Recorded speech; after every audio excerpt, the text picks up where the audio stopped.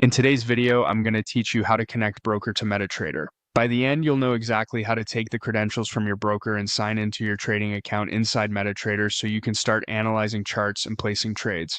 Before we begin, make sure Metatrader is installed on your device and that you're using the version your broker supports, whether that's Metatrader 4 or Metatrader 5. The process is nearly identical on both, but the server names and platforms are not interchangeable, so it's important that your account is created for the same version you're using. First, go to your broker and get your login credentials. These typically include three things: your login, which is usually your account number, your trading password, sometimes referred to as the master or trader password, and the server name your account is hosted on. Brokers usually distinguish between demo and real servers, and even between different regions, so make sure you note the exact server string as it appears. If your broker provides credentials by email or through a secure portal, copy them carefully. Avoid extra spaces when copying and pasting, and remember that passwords are case sensitive. Once you've obtained your credentials, take a moment to confirm what type of account you're logging into.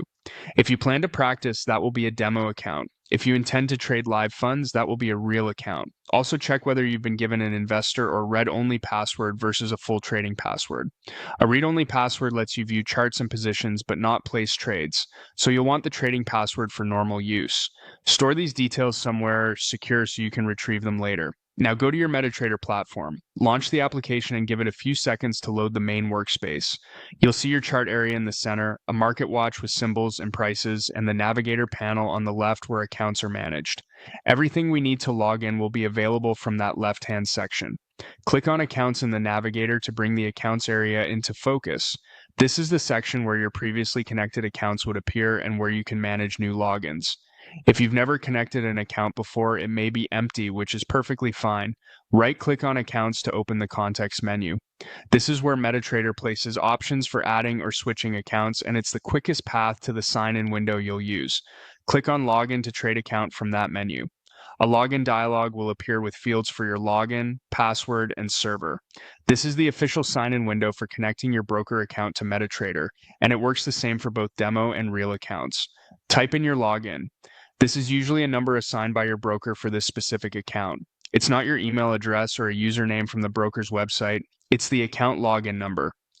Enter it exactly as provided, without spaces or extra characters. Type in your password.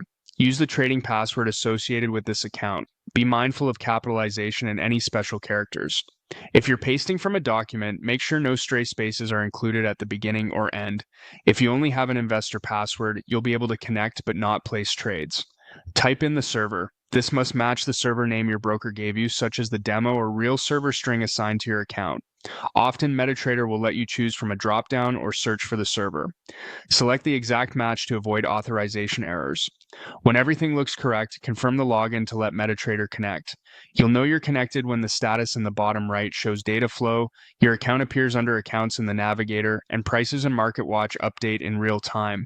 If you see authorization failed or no connection, double-check the login number, password, platform version, and server name. Network firewalls or using an MT4 account on MT5 or vice versa are common causes of issues. If problems persist, contact your broker's support with the exact error message. And that's it, you're connected and ready to trade.